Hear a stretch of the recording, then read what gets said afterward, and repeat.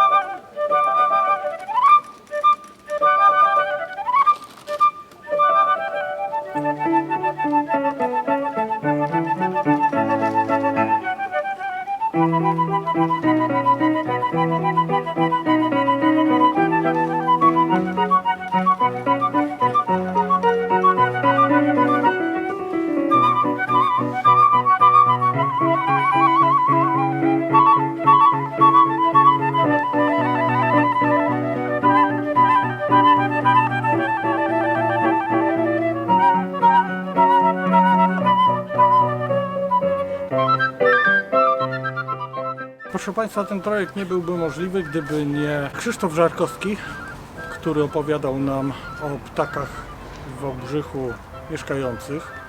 Okazuje się, że Wałbrzyszanie to także ptacy. Poznaliśmy kilka gatunków. Przede wszystkim zakochaliśmy się w czeczotce. Ptaku, którego chcemy wypromować na jeden z symboli, niewinnych symboli Wałbrzycha.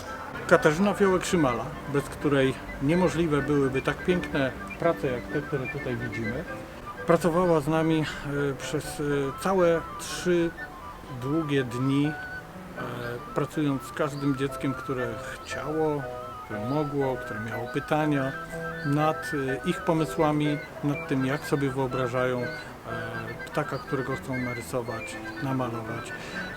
Wykonała dla nas taką piękną, małą czeczotkę i mamy taką przepiękną przypinkę, którą rozdawaliśmy uczestnikom naszych spotkań.